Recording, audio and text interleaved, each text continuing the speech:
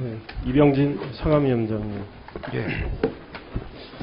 예. 지난 6월 마사회 용산 장애 발매소 예. 시범 개장할 때 지역 주민들 반발하고 많은 논란이 있었잖아요. 그래서 예, 알고 있습니다. 시범 운영 기간 1개월 단축하고 또 총리까지 나서서 혁신 방안 마련하겠다고 하고. 예. 2012년 상암위가 장애 발매소 환경 개선 및 시설 기준 용역 보고서 냈죠. 거기에 보면 장애 발매소가 도로변에 위치함으로써 통행자에 쉽게 노출되어 사행성을 유발할 수 있다. 도심에 위치하여 인구가 밀집한 곳에 위치할 경우 도박 중독, 사행성, 민원 등이 유발된다. 이런 이야기를 했습니다. 근데 용산의 그 장애 발매소 시범 개장할 때 상암위가 이런 판단에 따라서 의견을 낸 적은 없죠. 예, 없습니다. 그래서 물론 상암위가 권한이 있는 건 아닙니다. 그런데 이렇게 연구까지 하고 또 용역을 주고 보고서를 냈는데 굉장히 큰 사회적으로 논란이 있었는데 상암위가 좀 적극적으로 의견을 내면서 그 입장을 냈어야 되는 거 아닌가요? 예, 여러 가지 말씀이 있을 수는 있습니다만 상암위가 법적 권한이 없기 때문에 감독기관으로서 알겠습니다. 의견을 내기는 좀 어려웠습니다. 예. 좀 적극적으로 대처해 주시는 게 좋을 것 같아요. 권한 있다 없다만 저기 하시지 말고 가장 또 어떻게 보면 중요한 기관 아닙니까? 제가 전국에 51개 장애 발매소 그 주소를 좀 받아가지고 네이버 이 지도상에서 좀 찾아봤어요.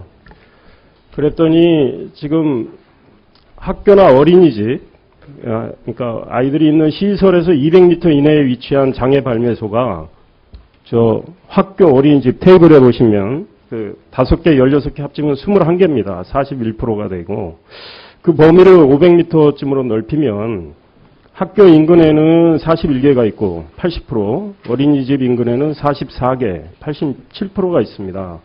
근데 학교 보건법상 이 학교 환경위생 종합구역은 200m 이내잖아요. 그 장애 발매소 설치될 수가 없잖아요.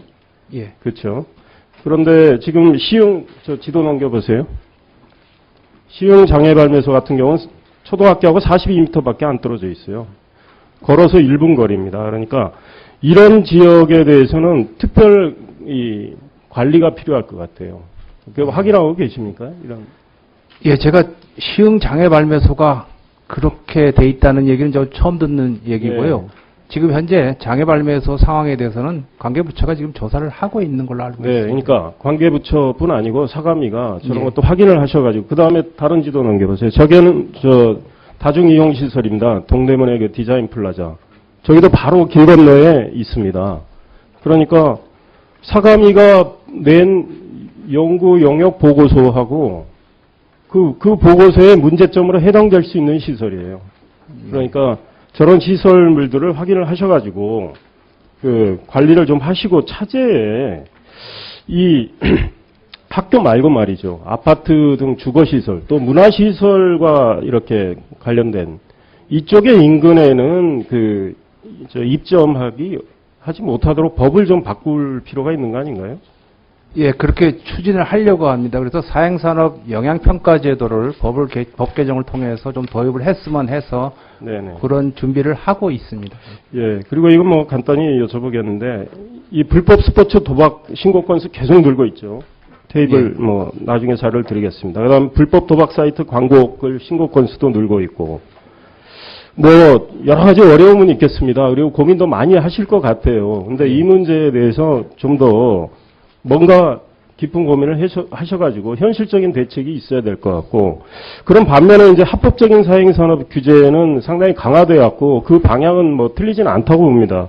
그러나 그쪽은 나름대로 신경을 쓰고 저기 하는데 이쪽은 오히려 방치되고 있는 느낌을 받거든요. 그렇게 어떻게 생각 안 하십니까? 예, 저희가 그 감시센터를 가지고 지속적으로 1년 365일 감시를 하고 있습니다. 그래서 그것만으로는 부족하지 않겠느냐 그래서 저희가 단속 권한을 좀 가지는 방안도 함께 검토를 하고 있습니다. 국회에서 또 논의를 해야 될 것 같고 우리 이창섭 국민진흥공단 이사장님. 네. 아까 비슷한 맥락에서 학교 환경위생 정화구역 내 스포츠 토토 투표권 판매점이 얼마나 있는지 아세요? 네, 저희 조사로는 그 200여 개라고 이제 자료에도 나오고요. 네. 그렇습니다. 그렇습니다. 한 32.4%. 물론 매년 조금씩은 줄고 있는 것 같아요. 네. 그래서 이제 2010년에는 자체적으로 기준을 마련했죠. 소매인 선정 기준. 예. 그래서 저런 정화구역 내에는 신규 판매점 개설을 금지하도록. 돌아왔습니다. 네. 그러나 이게 법적 효력은 없지 않습니까? 만약에 입점하고자 하는 사람들이 법적 근거가 없다면서 입점을 하려고 할 때는 사실은 다툼의 여지가 있고 그쪽이 오히려 그쪽 입장이 더 반영될 수가 있죠. 네. 그래서 이 문제도 법적으로 좀 해결하는 게 어떤가 싶어요. 그래서 법적으로 금지를 하는 게 좋다고 봐요. 그 다음에 현재 정화구역에서 영업 중인 이 판매점은 좀 단계적으로 이전을 하는 게 좋다고 생각합니다. 그러니까 법적 근거를 마련해 놓고 네. 어떻게 생각하십니까? 검토해서 그렇게 되도록 노력하겠습니다.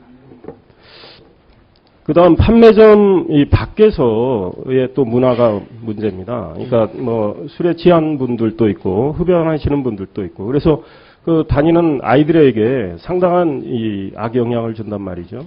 여기에 대해서는 관리를 좀 하고 계신가요? 판매점이라면 장애 지점을 말씀하신 건가요? 그러니까 지금 환경 정화구역 이 200m 안에 있는 그 판매점 내부 말고 밖에서 이제 판매점을 이용하던 분들이 나와서 흡연도 하고 또 술 마시다 나와서 다른 이제 술에 취해서 좀 어떤 행동을 보일 때는 아이들한테 상당히 나쁜 영향을 주니 이 판매점에 대해서는 좀 지속적인 현장 감독이 필요하지 않은가, 관리 감독이. 관련해서 규정을 필요하면 만들어서라도 그런 네. 업주 교육들을 좀 해나가도록 하겠습니다. 네. 그리고 이 영업정지 부과 기준을 좀 강화를 하고 있는데 영업정지 건수가 늘어나고 있잖아요. 그런데 처벌 규정은 그냥 단순한 영업정지와 계약 기준만 있는데 이 추가 판매를 해서 수익을 창출하는 저런 판매점에 대해서는 그 초과 수익분에 대해서는 가중금을 내는 건 없습니다. 의원님 말씀하신 거 잘 검토해서 필요한 조치 해나가도록 하겠습니다. 네, 이상일 의원님 수고하셨습니다. 이어서 존경하는 정진우 의원 질의해 주시기 바랍니다. 예, 정의당